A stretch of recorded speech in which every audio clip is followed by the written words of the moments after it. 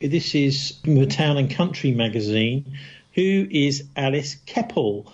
That is Camilla's ancestor, was mistress to King Edward VII. You know, it's interesting the way that the women have played a role in this case with Edward VII and with King Charles. Camilla's family have been sort of hanging around in the background as mistresses. The only thing is, with Diana's actions, she forced the issue and she wasn't going to allow that to continue. And so this time it's absolutely come out in the open. But anyway, I think it's interesting looking at these power plays going on at the very, very top of our society. And it's contrasted. Camilla's base is in Wiltshire, not very far from us. It contrasts with what we're going to be hearing from our guests now. I don't know if you can introduce yourself, Wesley, and say a little bit about Acorn and maybe introduce your friend you've brought along too. Yeah, I can do that. Thanks for having us on, firstly. So, yeah, we're Acorn. We're a community union. So much like a workers' union who fight for workers' rights, we fight for the community's rights, and we help with evictions and kind of make sure that the powers that be don't exert their will over people like you and I. And I'm here with Apasra today as well. She's one of the committee members for Acorn as well. Yeah, my name's Apasra. Yeah, thanks for having us. I'm currently the membership officer on the committee for the Bristol branch of Acorn. So can you just tell us, both of you, one by one, why it is that you joined Acorn? What do you think is what floats your boat about this organisation? Okay, so I remember one of the organisers in Acorn, when I used to hang out on Facebook quite a lot, once just sent me a friend request.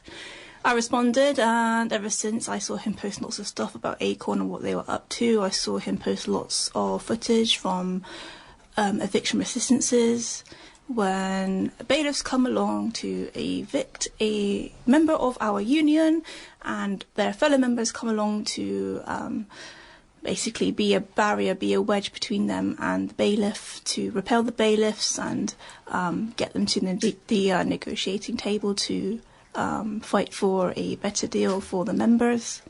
I saw a lot of that. I thought it was amazing that people were doing this within their own community, and ever since I've just been interested in the kind of work that they've done, and what a lot of what Acorn does is speaking to members of the community. It is understood by working class people all over the country that the system doesn't really work for us.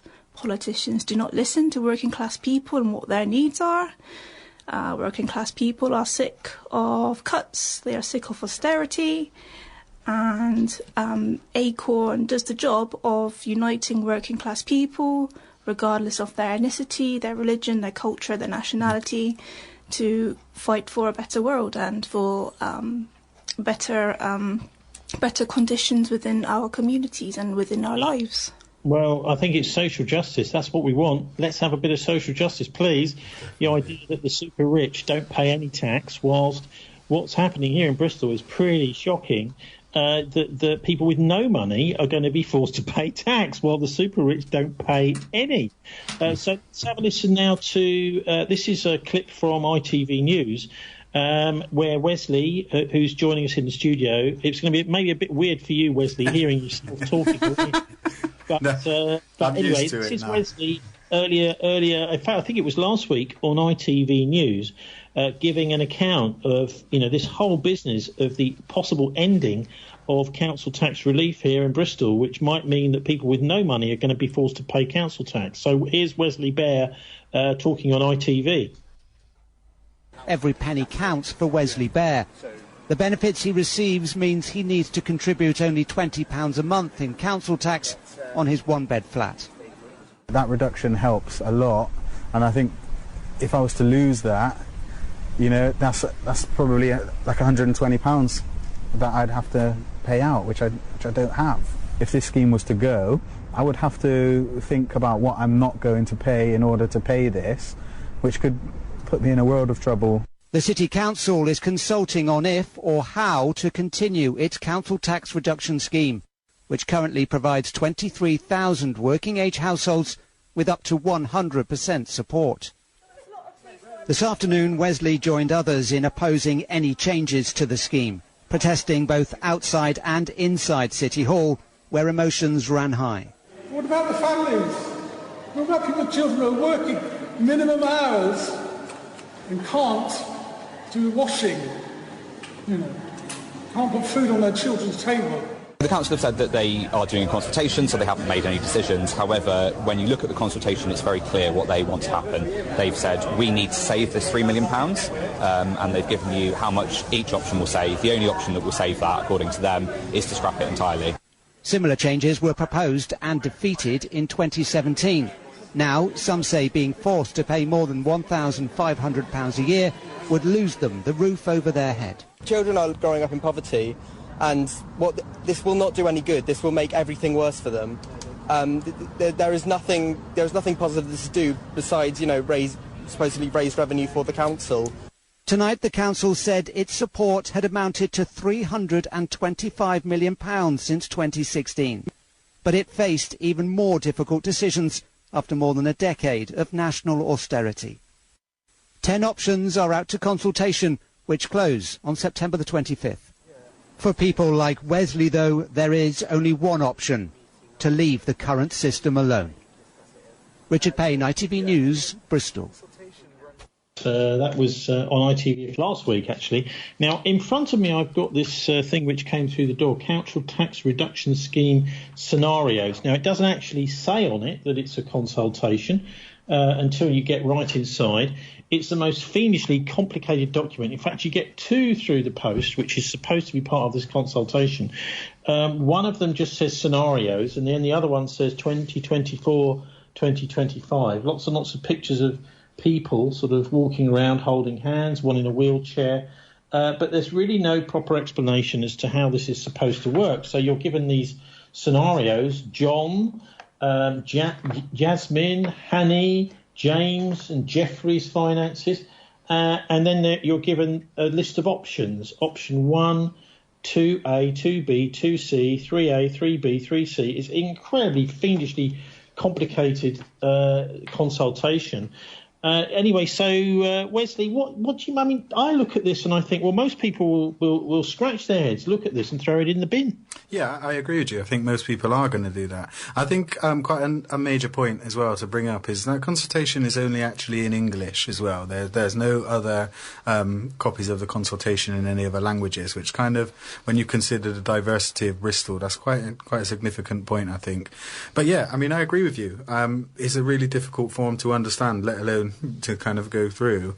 And I'm not really sure why they gave us 10 options, because option 1 is to keep it as it is, and the other 9 options are to completely stitch up Bristolians. So I don't really know what the council are thinking with this one, attempting to apparently save money. But we are saying to stitch us up. That the idea really is that and we discussed this last week, was that since 2014 there's been massive cutbacks from central government and the amount of money that's coming from central taxation to help fund local government. So literally the accountants and the politicians at City Hall here are saying, well, we're paying all this massive amount of money out to help people with their council tax. Maybe, we just can't afford to continue doing that. Yeah, maybe. I would probably strongly suggest, though, that if the coffers are empty, that could be down to things like the Bristol Beacon project, where our lovely mayor wasted £131 million of taxpayers' money, which is ludicrous, if you ask me.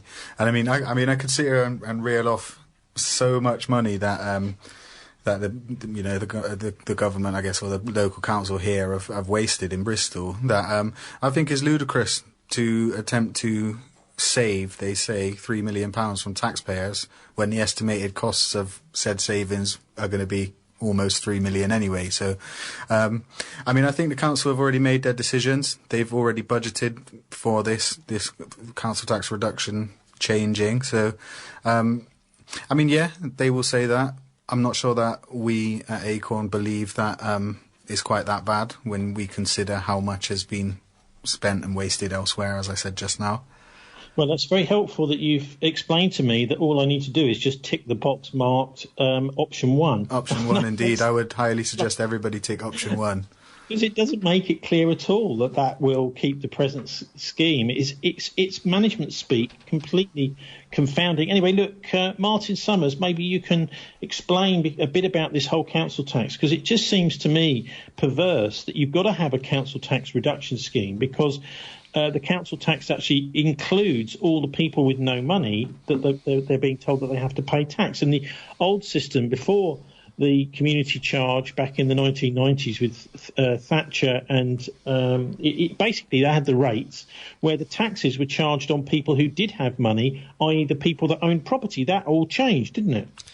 Yeah, I mean, in the early 1980s, the Thatcher government decided she visited somebody in Streatham, and they were telling her that they had quite posh houses in Streatham, that they were paying huge amounts of money in rates to pay for youth clubs in Brixton.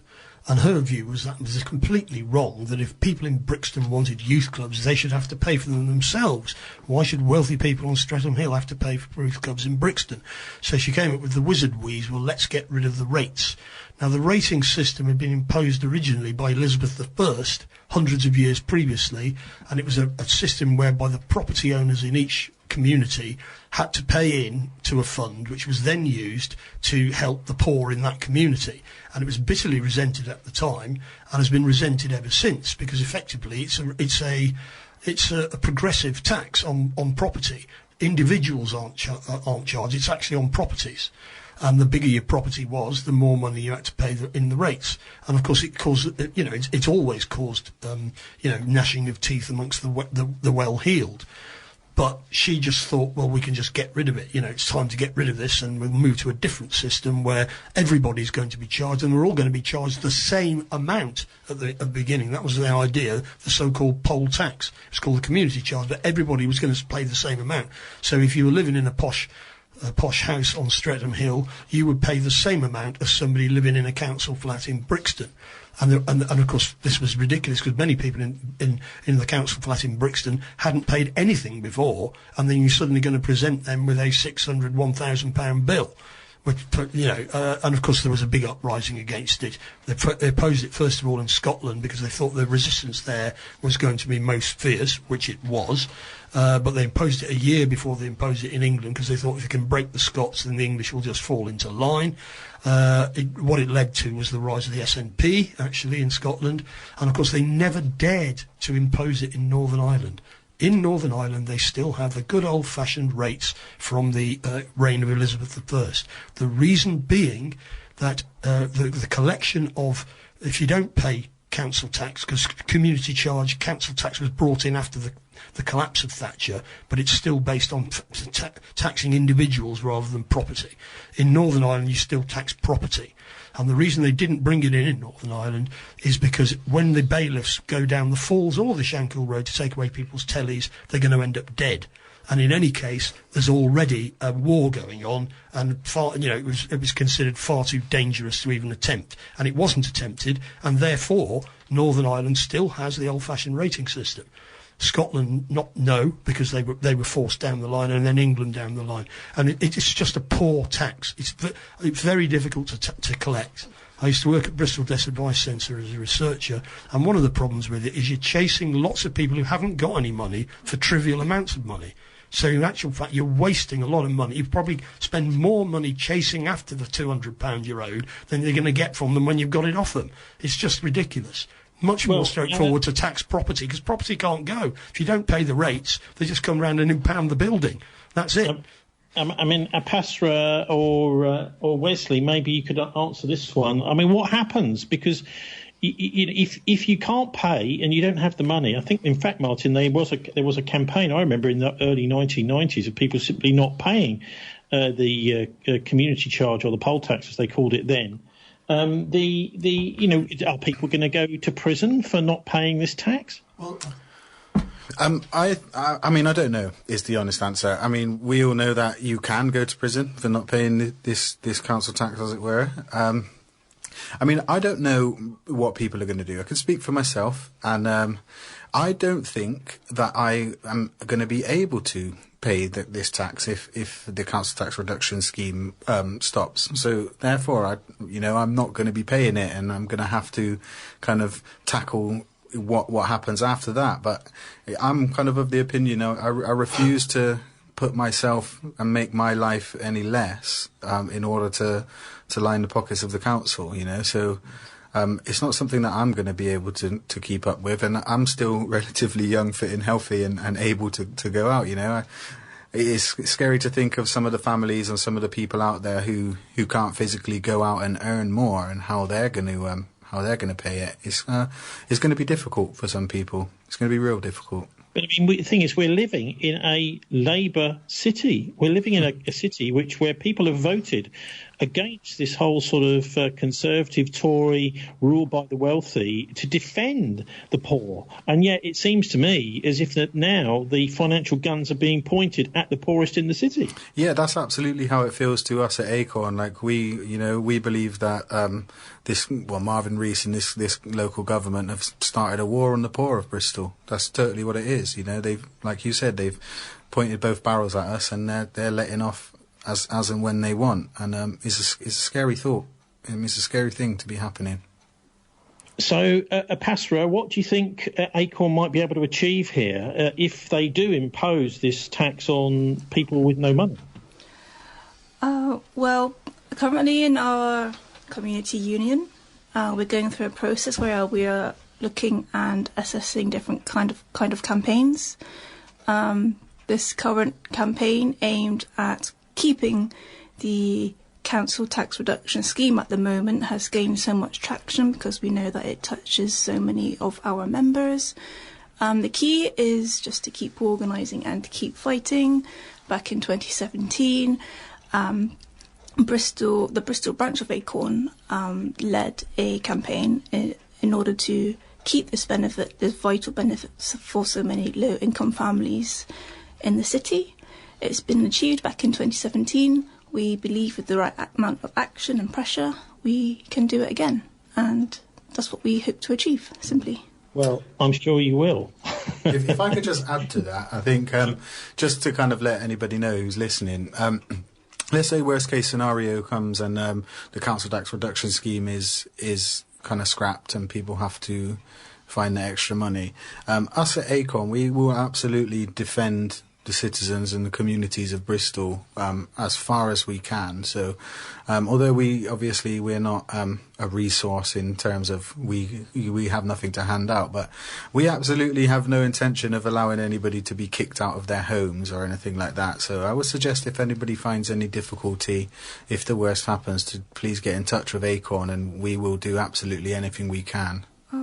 What we say at Acorn, member defence and being there, standing up to the bailiffs is the bread and butter of our community union, is what Acorn is known for, and it is just what Acorn does, very simply. Okay, I mean, I'd like to wind up with a couple of takes on Acorn.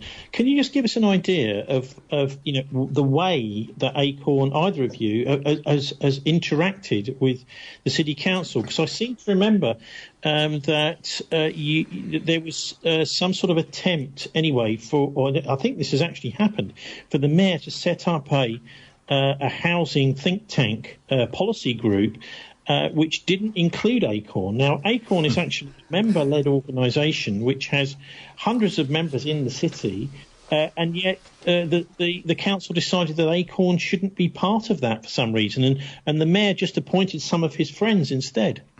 Yeah, I think Apasra is probably best to answer this. She knows about this scenario very well. I wasn't really a member of Acorn when it happened. I believe there was something that it began with something called the Renters Summit, which is basically the idea of transforming Bristol into a living rent city where it is easy to afford rent.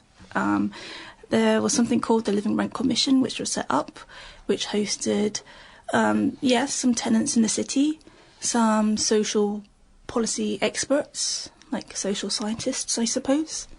And, of course, some landlords from landlord associations.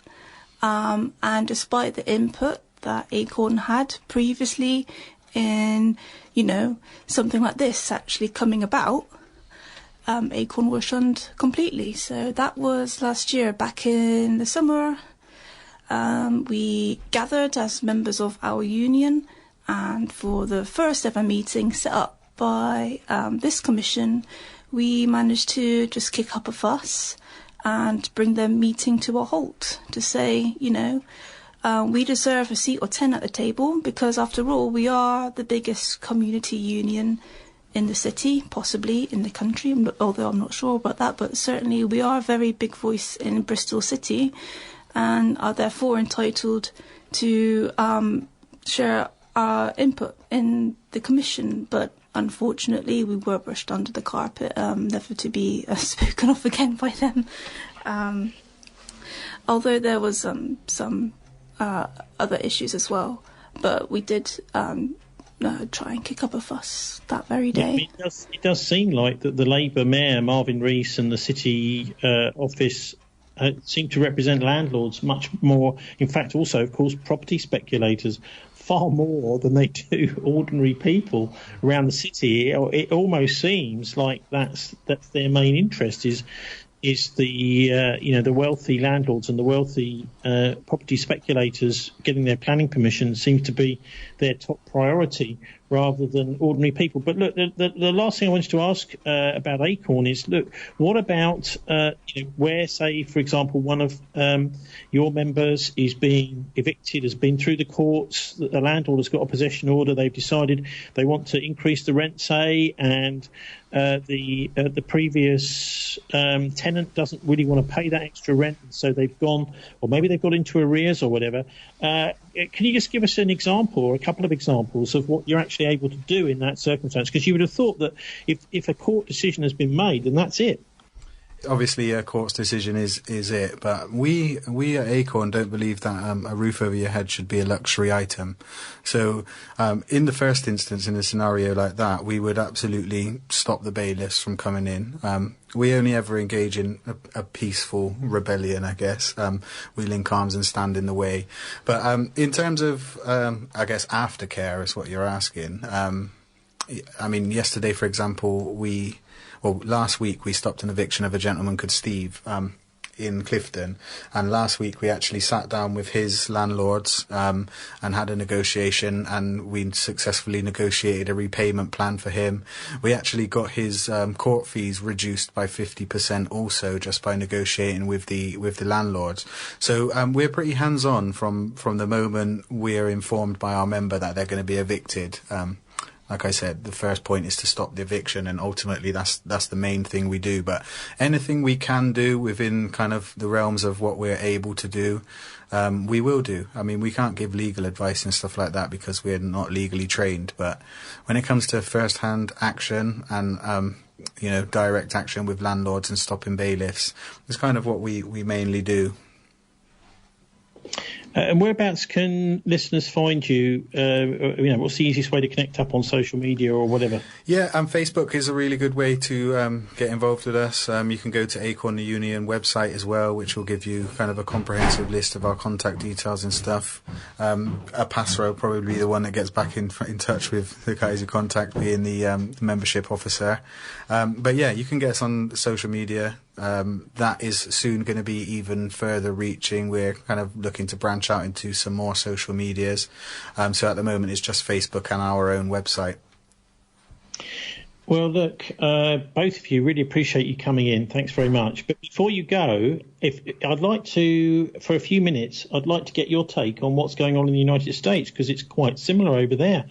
Robert Kennedy, who is standing for the Democratic nomination this week, has been talking about housing over in the United States. So RFK, he's also known as, he's talking on the Bobby and Cheryl, it's the Tim Dillon show, edition number 360 this week. I thought he had some very interesting things to say about housing and what's happening in the US. And I think we need to kind of keep an eye on even though it's obviously thousands of, about 4,000 miles away or something. What happens often is in the United States then happens over here. We've been seeing this increasingly, even the idea of having a mayor, for example, what some would say a nightmare. This has come over from the United States and been kind of imposed here in Bristol, even though hopefully next May it's all being reversed. So let's have a listen now to the hopeful presidential candidate for the Democratic Party, Robert F. Kennedy Jr., talking about housing over in the United States on the Tim Dillon Show. I think housing is a critical issue, and it's not just critical for people in San Francisco. Our kids, I have Cheryl and I have 7 kids between 20 and 39, and when I was that age, I was already thinking of buying a house, or how am I going to do it, et cetera. Where do I want to live, And I don't know any of my kids' friends who are even thinking that. A lot of them are living with their parents. The chance of them actually buying a house is, unless they do incredibly well with their lives, is very, very slim. And my kids are, they have good jobs, they make money, but it's not enough to buy a house. And 2 years ago, you had the average price of a house was $215,000, and even that was out of reach for a lot of kids. In America, that was the average? And that was the average across the country. Okay. On the coast, it's much higher. This is the average. Today, it's $400,000. It's 2 years ago. And you're now paying, back then you're paying maybe 3% interest. Now you're paying 7% interest. The house is 3 or 4 or 5 times expensive, and there's no way. And then everybody has this experience of knowing somebody who is about to buy a house, and then somebody comes in just before they go into escrow. Somebody comes in with a cash offer and snatches out from under them. And this is just now a ubiquitous experience. And what's happening is not only are we suffering inflation from the constant wars, $8 trillion on war, $8 trillion that we didn't have on regime change wars since 2002.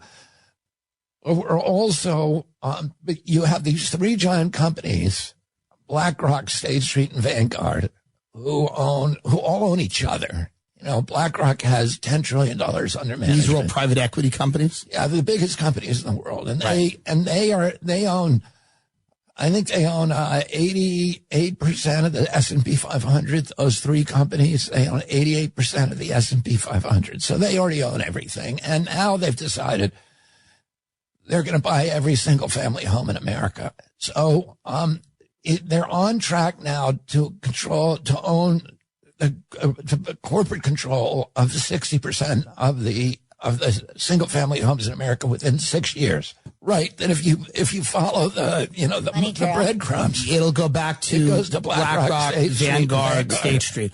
Larry Fink, who is the CEO of BlackRock, is also on the board of the World Economic Forum. Yes. Which, their mantra is, we're going to have this great reset. What does that mean? It means that, and these are their quotes, not mine, you will own nothing and you will be happy. You'll be happy. What I would do immediately, there's a lot of things you can do. One is you can change the tax code to make it unprofitable, because our kids are now competing against BlackRock. So BlackRock has a bottomless bank book. It has the lowest interest rates on the planet of anybody.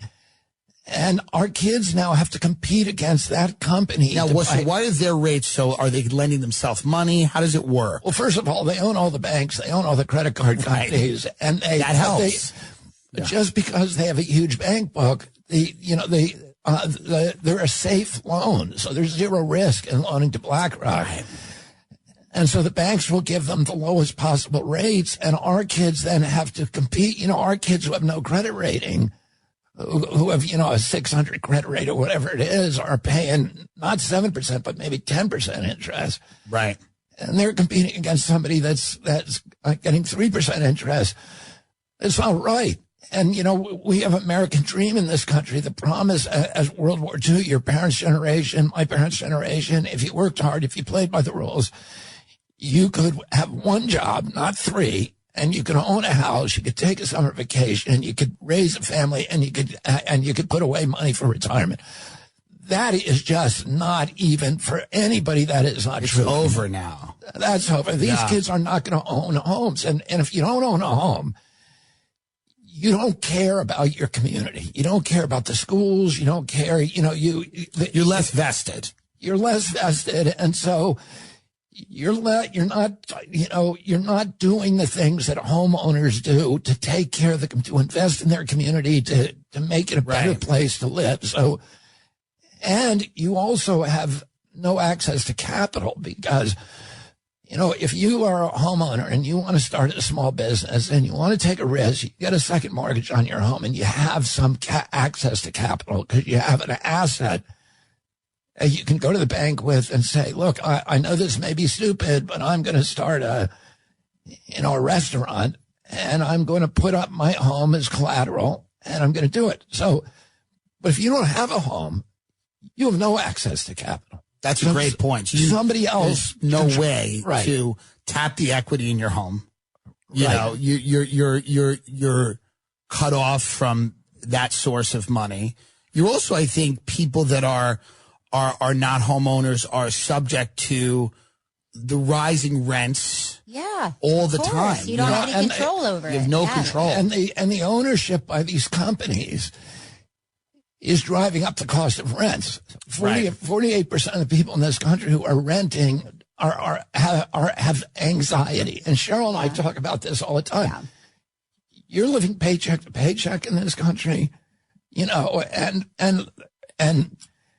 57% of Americans cannot put their hands on $1,000 if they have emergency. Right. If you're living paycheck to paycheck, you are not. Fewer than half of those people are making enough money to pay for basic human needs, for food, transportation, and housing. Oh, okay. So before we hear from Apasra and Wesley, Martin, what do you make of that over in the States? Because it's not just happening there. One of the articles in Yahoo Finance, Lloyds Banking Group plans to become one of the UK's biggest landlords. It targets to buy 50,000 homes by 2030. The move comes in conjunction with the bank's recently launched Citra Living brand that pushes it into private home rental market as low interest rates take hold. Well, that's a little old, isn't it? But anyway, it's as interest rates take off, Lloyds has looked into diversity. It's offering away from traditional lending. A Lloyds spokesperson who is unnamed says, as highlighted at the launch, Citra Living will initially start small with a focus on buying and renting properties. This will be achieved by working alongside leading house builders to address the increasing demand for rental properties. The aim is to gradually provide incremental stock to the UK rental market over coming years. Well, so this is a big move away from people owning their own homes. And, of course, we've got also increasing interest rates, which are meaning that many people who are on mortgages simply can't afford and may be going to Lloyds and saying, please, you buy my house off me and I'll pay you rent instead. So the whole housing market seems to be broken. And what Acorn is doing is kind of at the sharp end of all of that, Martin. Well, in the US, after the 2008 banking collapse, which was brought out by, the trigger for it. It wasn't the real cause, but the trigger was loans to low-income people to buy their own homes, which, what they call liar loans, no income, no job loans, ninja loans. And, of course, what should have happened when Obama took over, those people should have been kept in their properties and the banks should have taken the hit for making the loans. It's their responsibility. The reason they couldn't pay is because they were given the money by the bank, and the bank should have known that they couldn't pay. Because what happens in the US, of course, is if you decide you can't pay, you can just put the keys through the door and walk away, and you don't even take a debt with you. Whereas in Britain, of course, that debt follows you. So there's a bit of a difference in the legal structure. But you're now moving to a situation where big corporations are now buying up properties which become available and then renting them out. So everybody will become basically tenants of big corporations. Now, of course, the answer to this in Britain in the 1940s was the creation of council housing, which, of course, has now been decimated. But, of course, housing is fundamental in any society. Especially in the US, when some states it gets very, very cold. Homeless people have to sleep in the sewers and railway stations because they can't sleep in the streets. So, Apasra, Wesley, what do you make of the situation in the States? It looks as if things are only going to... I mean, even the idea of dealing with a buy-to-let landlord seems to be slowly sliding away, as interest rates mean that it can often be no longer profitable for them to carry on renting out a house, and someone like Lloyd's is going to come and snap it off them. Yeah, I mean, I think is ridiculous, if I'm honest. Just kind of touch back on something I said earlier about Acorn. It's not just Acorn, it's myself too, but, I don't think a home should be a luxury item, and the fact that people are going to kind of be almost held to ransom, and going to be forced to pay increased rents, and, it's ridiculous. I mean, it's difficult to know what to do, difficult to know what to say, but... I just think so many people at the moment are kind of living paycheck to paycheck and so close to being homeless that it's just becoming a madness, It really is. Yeah, I mean, these are basic human rights, aren't they? The right to shelter, the right to water, the right to food, the right to a job. It seems that they're being taken away one by one. Yeah, absolutely. And, we have it quite easy in this country with some other things, but like you say, these are basic human rights, and these are not luxury items. I can't emphasize that enough. It shouldn't be something that we have to think about neglecting other parts of our lives in order to keep a roof over our head. It's not a worry that we should have in a civilized world, if you ask me. So it's difficult out here for a lot of people, and like with the council tax reduction, obviously here it's gonna get a lot more difficult in this city. So it's atrocious, really. It's the only word for it. Have you got any predictions on what's going to happen with the council tax reduction scheme? Predictions, yeah. I predict that Acorn are going to put massive and massive amount of pressure on the local government, and we are going to get them to keep it the same. Well, that's good to hear. Anyway, look, both yourself and Apasra, thanks ever so much for joining us. Yeah, thanks for having us.